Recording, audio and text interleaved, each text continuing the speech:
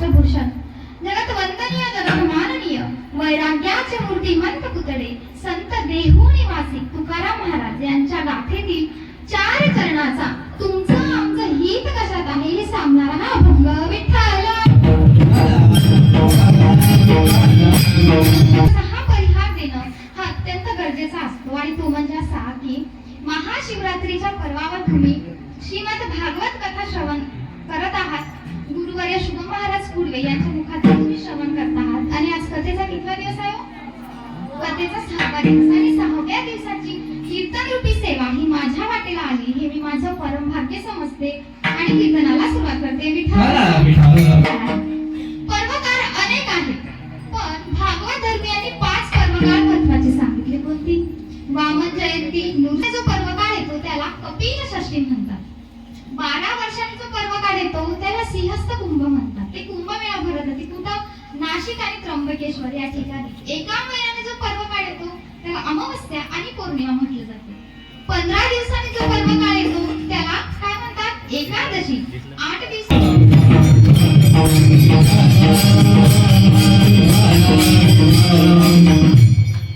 अभंगाकडे वळण्यापूर्वी अभंगाचा भावार्थ समजून घेणं हा गरजेचा असतो का? तर आपल्याला सगळं कीर्तन समजते. कीर्तनात काय विरोध केला, कीर्तनात काय कुठे काय सांगितलं हे सगळं कळते पण अभंग कोणता आणि अभंगाचा भावार्थ कोणता हे मात्र आपल्याला कळत नाही. कळते का? नाही कळत.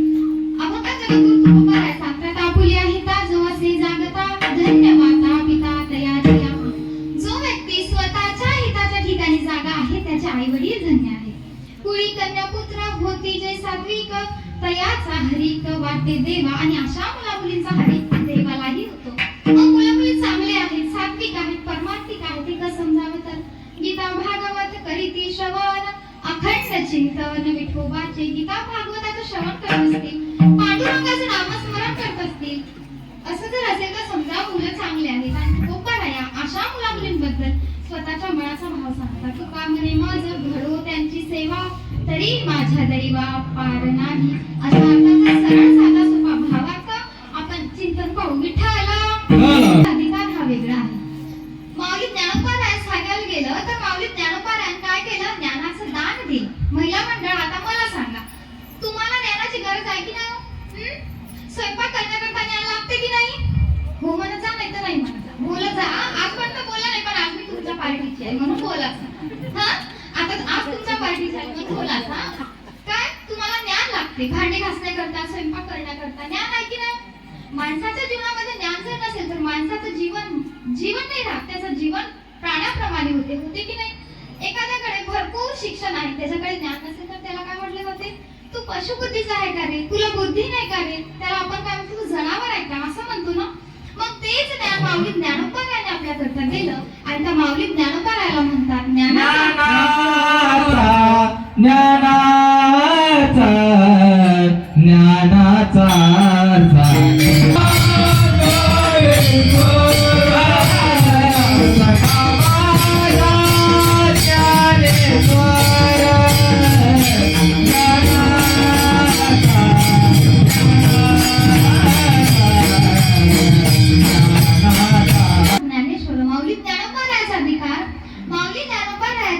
समाधीवर जर जाऊन का डोकं टेकलं तर काय होते? ज्ञान होय एवढा अति मूर्ख त्या दगडालाही ज्ञान होतं. एवढा अधिकार माऊली ज्ञानोबारायाचा.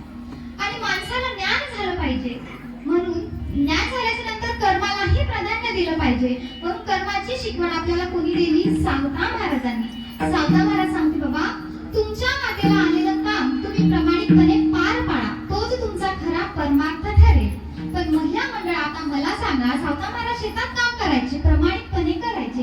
याच्यात कितीतरी जणी शेतात जाणाऱ्या असतील. जाता की नाही शेतात तुम्ही? आपण ग्रामीण भागातले असल्या कारणाने आपण शेतात जातो. प्रत्येक जणी शेतात जातात. पण आपल्या कामात प्रामाणिकपणा राहिलाय का? आपल्याला शेतात जायचं असते तेव्हा ते ज्यांचं शेत असते तो दादा आपल्या घरी येतो सांगतो ताई तुम्हाला शेतात काम करायचं आहे हो. तुम्ही स्वतःच्या शेतात किती वाजता जाता बरं? 7 वाजता. लई आळशी वेळ असेल तर 9 वाजता जाते की नाही? 7 वाजता तुम्ही शेतात गेला आणि गेल्याच्या नंतर स्वतःच्या शेतामध्ये किती वेळा पाणी पिता आणि किती वेळा नाश्ता करता? सगळं विसरून जाता तुम्ही. स्वतःचं शेत असलं आणि दुसऱ्याच्या शेतात 4 जणी 5 रात्री पाणी पिते. कसं पित असेल त्याचं हाय की नाही? बरोबर.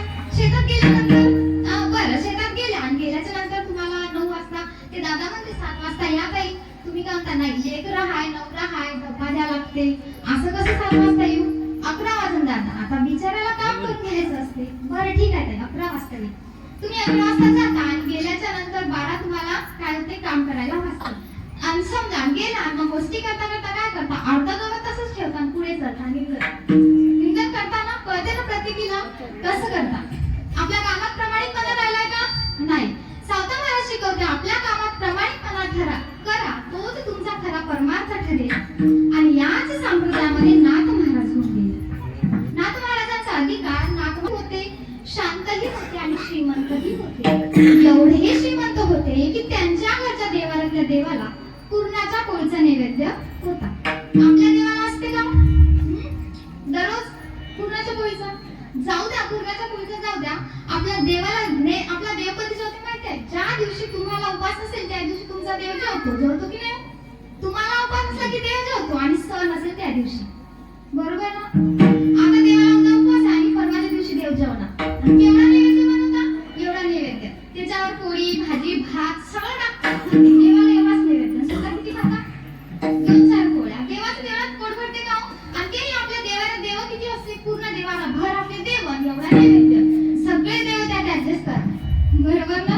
असंच ना नाथ महाराजांच्या घरच्या देवाला पूर्णाच्या पोळीचा नैवेद्य होता. एवढा अधिकार माऊली नाथ महाराजांचा होता. नाथ महाराजांच्या घरी 36 वर्ष जगाच्या बापाने पाणी पिलं. नाथ महाराज पूर्णाच्या पोळीचा नैवेद्य द्यायचा. पण आपल्या घरी पूर्णाच्या पोळीचा नैवेद्य जाऊ द्या, आपला नैवेद्य पहिले कोणाला असते?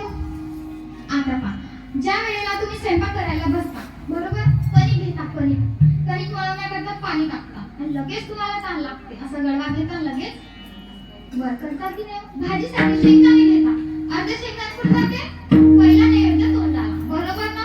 खोबरं घेता, पहिला नैवेद्य तोंडाला. नाथ महाराजांच्या घरी देवाला दररोज पूर्णाच्या पोळीचा नैवेद्य होता. एवढा अधिकार नाथ महाराजांचा. आणि या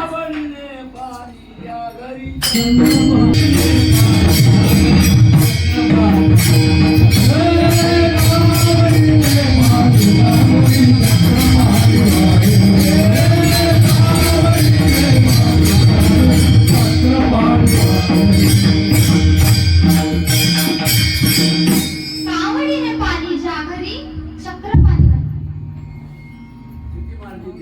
घरी संप्रदायाचं धारदार नाक होते.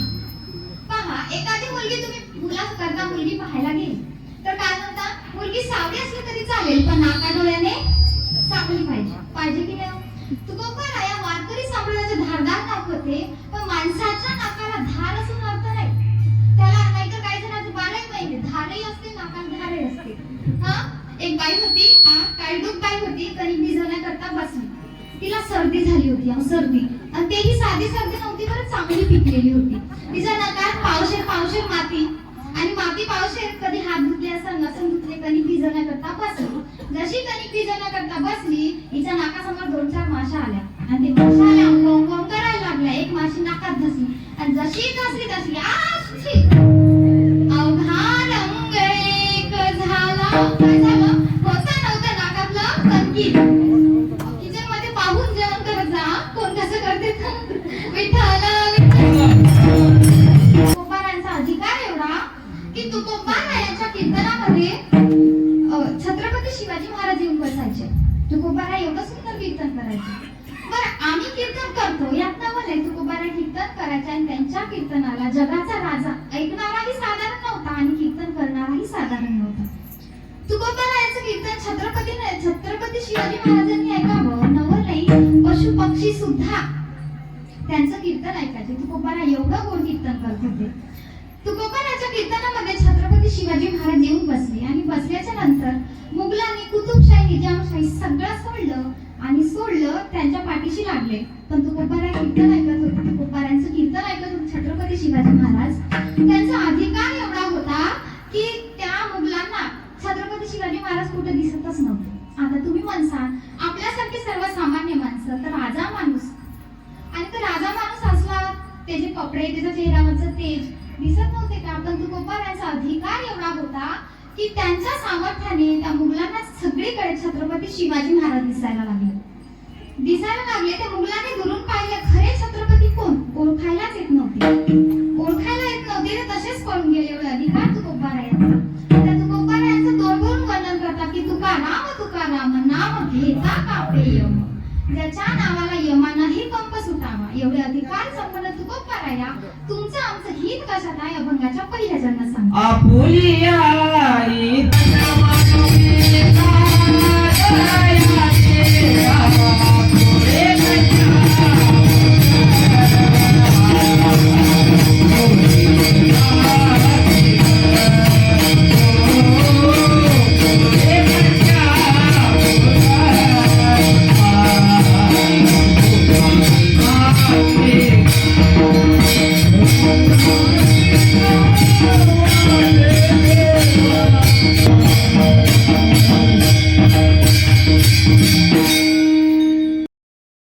घेऊ गणपती हे पा आमच्याजवळ एक नात आहे दोन लेकर आहे एक झोपलं की दुसरं उठते दुसरं उठलं की तिसरं झोपते आपल्याच्यात कधी नाव घ्या बर तू माणसाने संसाराच्या पाठीस लागून नाव घेणं होत नाही मग मला सांगा या संसारात सुख आहे का आहे का नाही सुख नाही ना या संसारात सुख दुःख बांधवडी आहे हा संसार संसार सुखाचा विचार नाही कोठे ह्या संसारात सुख नाही पण त्या भगवंताचं नाव घेऊन जर तुम्ही संसार केला तर हा संसार सुखाचा होतो पण तुम्ही माणसा नाव घेण्याकरता काय वेगळा वेळ लागतो का तुम्ही जर समजा दोघी जणी भेटल्या दोघी दोन बाया मैत्रिणी भेटल्या तर दोघी मैत्रिणी भेटून काय करता इकडच्या तिकडच्या गोष्टी बरोबर याच्याही पुढे जाऊन सांगतो आता पहा महिला मंडळ शेतात जातात आणि शेतात गेल्यानंतर किती जणी हरिपाठ काकडा भजन काय म्हणता का नाही म्हणत एकदा काय झालं आम्ही आमच्या शेतात गेलो मी आणि विशाल दादा शेतात गेलो खाटीवर बसलो भाजीवर बसलो आणि दोन चार बाया कीर्तन करत होत्या एक बाई चांगली माळ करीत होती दोन चार बाया तिला म्हटल्या म्हणे बाई म्हणे गाणं म्हणू म्हणे तू चांगली म्हणजे माळकरी दिसतो म्हणे एक काम कर म्हणे तू एखादी गवळण भजन जे तसं ते मन बाई म्हणले गुरु काय म्हणे काम करू करू त्या बाईनं भजन सुरू केलं मी आणि विशालाला कान लावून बसलो म्हणते काय ते तिनं काय म्हटलं लिंबाच्या झाडाखाली आणि म्हटलं आता काय म्हणते पुढं दोघे जण ऐकायला बसलो तिने परत म्हणलं लिंबाच्या झाडाखाली आणखी काय म्हणते तिनं दहा लिंबाच्या झाडाखाली म्हटलं आणि म्हणलं पुढचं म्हणणं बाई तिनं चालू केलं लिंबाच्या झाडाखाली आमचा गंड्या दारू काढी कोण्या मिलानं लावली साडी ओ मायाली पोलिसाची गाडी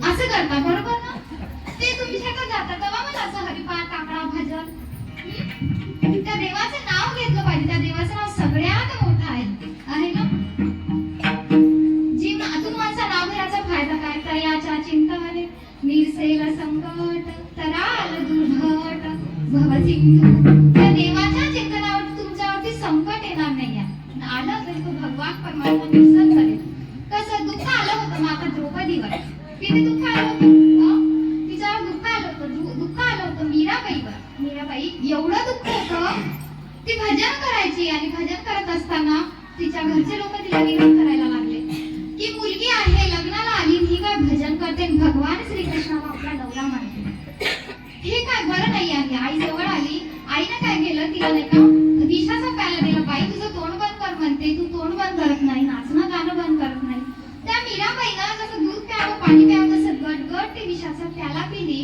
आणि प्याला पिल्याच्या नंतर ती भगवंताचं भजन करत असल्या कारणाने तिच्यावरती संकट आलं तिनं विष पिलं पण त्याचा परिणाम जगाच्या बापावर म्हणजे श्रीकृष्णावर झाला काय तर नाव घेण्याचा परिणाम तर भगवंताचं नाव घेतलं पाहिजे विठ्ठल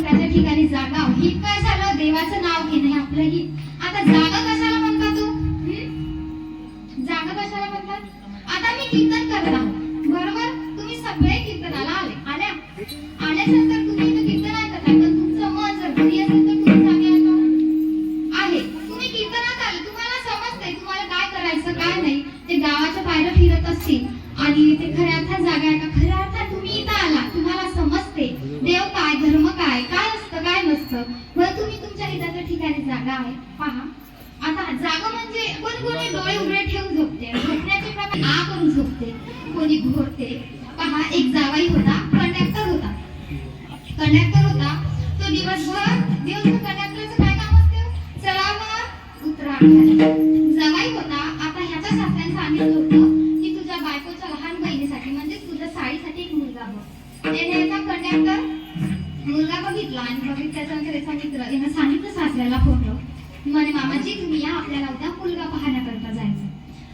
सासरी बुवा घरी आले जेवण खावण केलं आणि झोपले 11 वाजले. कंडक्टर आला 1-1:30 वाजता आला घरी आणि बास टाकून झोपला. झोपल्याच्या नंतर जवळ सासऱ्याची बाजू होती जवळ जवायची बाजू. कंडक्टरनं ड्युटी चालू झाली का झोप लागल्यानंतर याला जाग आली. जाग नाही आली बरं झोपीत बडबड करत होता चढावर उतरा खाली. आता कंडक्टरला आता त्या सासऱ्याला वाटलं जावई मला सांगतो का चढावर उतरा खाली. हा जवळ जिना होता मोठं घर होतं जिना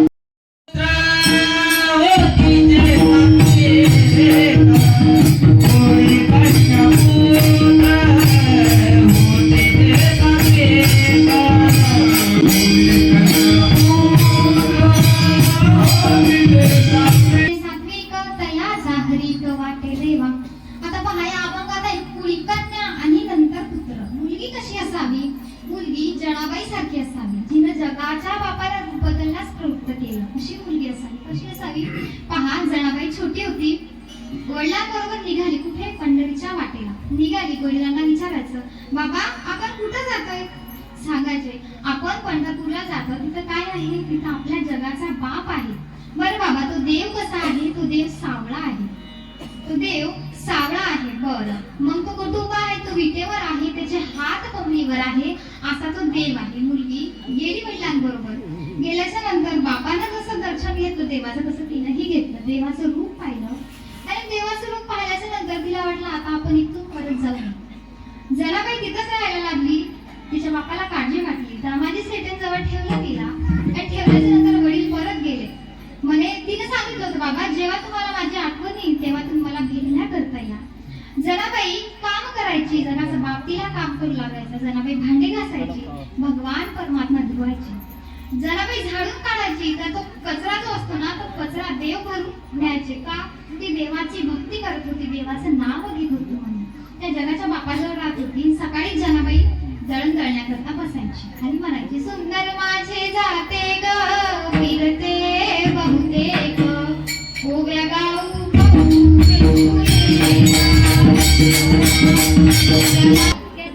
दळण दळण्याकरता बोलवायची. जात आता बसते का कोण जात्यावर. तेव्हा माया लवकर उठायच्या जात्यावर बसायच्या ओव्या म्हणायच्या. तेव्हा सकाळी पण उठत होतं काय चालते हे समजत होतं. जनाबाई ओव्या पण म्हणत होती. आता एका बाईला म्हणे सकाळी सकाळी उठली आणि जात्यावर बसली. हिचा नवरा उठत नव्हता. 8 वाजले. इथं ओवी चालू केली. काय म्हणली पाटे जाग पारा मंदी जात वाजे वंगाळ वंगाळ दळण दळण्याकरता जावं. कार्तिकाचे दिवस होते आणि कार्तिका दिवस असल्याने सकाळी वारकरी काकडा करायचे. जनाबाई म्हणायचे रे बा विठ्ठला हा काय करायचा दररोज विटेवर उडी खाली मारायचा आणि जायचा कुठे जनाबाईला दळण दळण्याकरता. दळण दळण्याकरता जायचा. कार्तिकाचा महिना सुरू झाला. या वारकऱ्यांचा काकडा उठा पांडुरंगा प्रभात समयो पातळला वैष्णवांचा मेळा गरुडा पायी दाटला वाळवंटापासून महाद्वारापर्यंत. वारकऱ्यांनी काय केलं सगळ्यांना आवाज दिला अहो इकडे या काकडा बंद करा. हा विटेवर नाही आला. मग गेला कुठं तर सगळ्या पंढरपुरात देव पाहिला. देव पंढरपुरात नव्हता. रुक्मिणी आई साहेबांनी विचारलं देव कुठे आहे. ते म्हणे मला माहिती नाही. सगळं पंढरपूर पाहिलं. शेवटी गोपाळपुरात पोहोचले. देवाला सांगितलं रे तुला काही वाटत नाही का आम्ही तुझा काकडा करतो. आमचे लेकर सकाळी उठू नका म्हणते येऊ नका म्हणते तरीही आम्ही येतो आणि काकडा करतो. तू इथे येऊन कळलं कसं म्हणे देवाला आता सांगायला लागत काहीतरी. जनाला सांगितलं की जना तू उद्यापासून देवाला बोलवायचं नाही. देवाला बोलवायचं नाही म्हणे. मग जनाबाई म्हणे बरं ठीक आहे नाही बोलवत. म्हणजे दुसऱ्या दिवशी जनाबाईने मुखाट्यानेच दळण केलं. दळण दळलं. देव म्हणे आज मी सकाळपासून तुझी वाट पाहतो तू दळण एकटीच दळत आहे. काय कारण आहे का ती म्हटली तुला वारकरी ती देवाने सांगितलं जना तुम्हाला अशा स्वरूपात आवाज दे की मी एक रूप विटेवर ठेवीन आणि दुसऱ्या रूपाने तुझ्या जवळ येईल. म्हणे बरं ठीक आहे म्हणजे तुझ्या जवळ येतो. मग दुसऱ्या दिवशी सहज मुखातून शब्द निघाले ए ग विठाबाई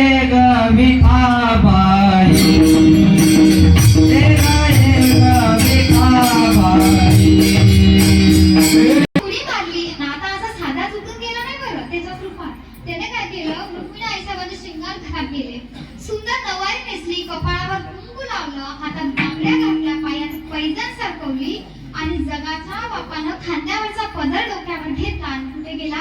जनाबाईला भेटण्याकरता. मला सांगायचं काय, मुलगी जनाबाई सारखी असावी तेव्हा जगाचा बाप तिच्या जवळ येईल.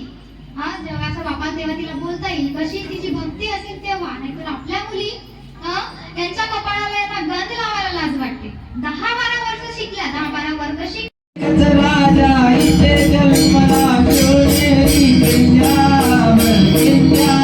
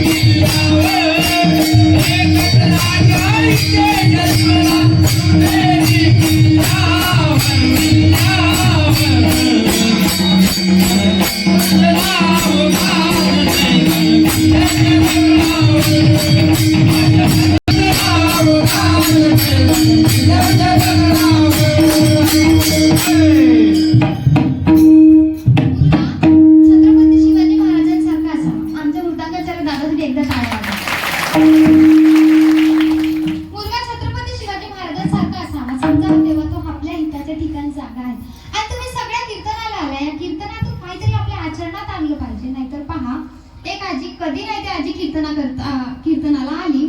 आजी अशी मधात बसलेली होती, कीर्तन करत होती. आजी रडत होती. मी म्हटलं पूर्ण कीर्तन आजीकडे पाहून केलं. कीर्तन झालं, खाली उतरले. आजीला विचारलं, आजी का ग तू एवढे का रडते, काय झालं तुला? माझं कीर्तन ऐकलं का? आजी म्हटली, हो ताई कीर्तन आवडलं. म्हटलं माझ्या कीर्तनातलं काय आवडलं? आजी म्हणली, काय आवडलं ते माहित नाही पण कीर्तन आवडलं. म्हटलं बरं जाऊ, आवडलं. मग तू रडत का होती बरं? कीर्तन ऐकलं तर तू चांगला आनंदी राहायला पाहिजे. ती आजी म्हटली, नाही ताई. म्हटलं तुला काही त्रास आहे का? मुलगा चांगला नाही, सून चांगली आहे का? नातू चांगली नाही.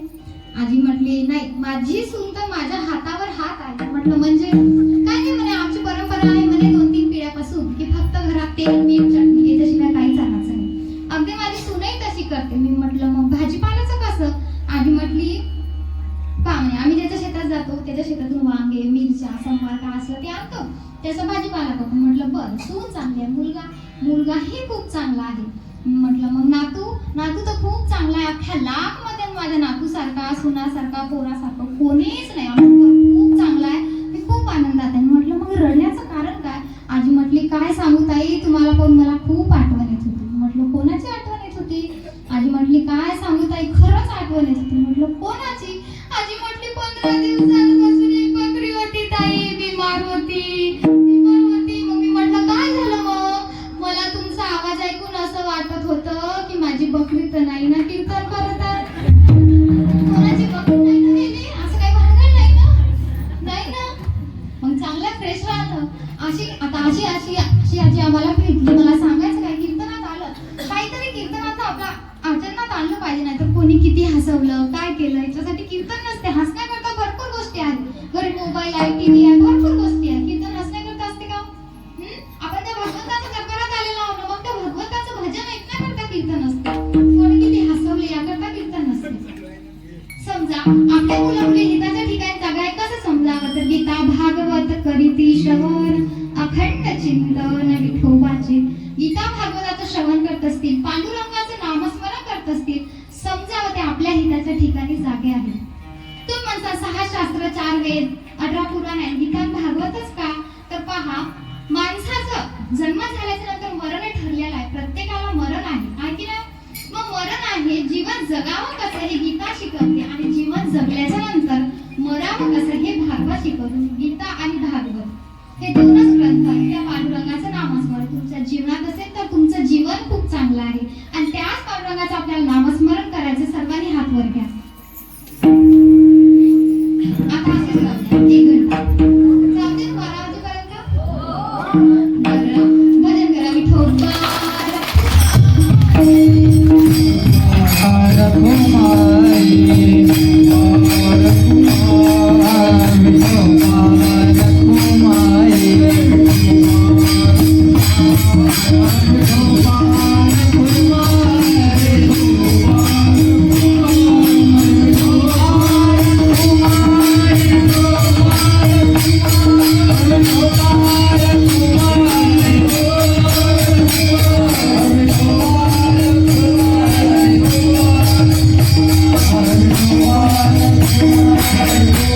परमार्थी काय अशा मुलामुलींबद्दल तुकोबारायण त्यांच्या मनाचा भाव सांगतात अभंगाच्या शेवटच्या चरणात. तुका म्हणे मज घडो त्यांची सेवा तुका म्हणे मज घडो त्यांची सेवा तुका म्हणे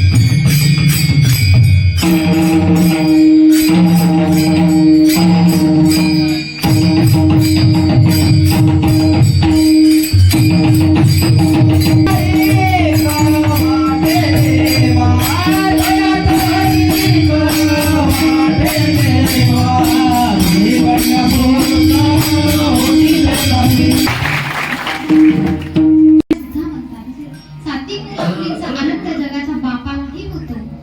आपुल्या हिता जोसे जागता धन्य माता पिता तयाची कुळी कन्या पुत्र होती जे सात्विक तयाचा हरिक वाटे देवा. माझ्या अल्पमतीनं होईल तसा अभंगाचा भावार्थ मी तुमच्या समोर ठेवण्याचा प्रयत्न केला.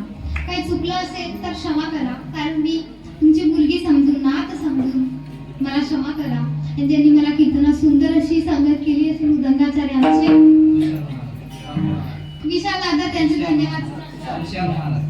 तुषार दादा त्यांचे सुद्धा धन्यवाद व्यक्त करते. त्यांचं सुंदरसं गाणं आहे. आमचे विशाल दादा त्यांचं तुम्ही काल कीर्तन ऐकलं परवा. त्यांना कीर्तन गायन वादन आणि लवकरच ते कथा सुद्धा करणार आहे. ऑलराऊंडर आमचा दादा त्याचे सुद्धा धन्यवाद व्यक्त करते. आमचे बाबा त्यांचे सुद्धा धन्यवाद व्यक्त करते. सर्वांचे धन्यवाद व्यक्त करते आणि माझ्या वाणीला पुढे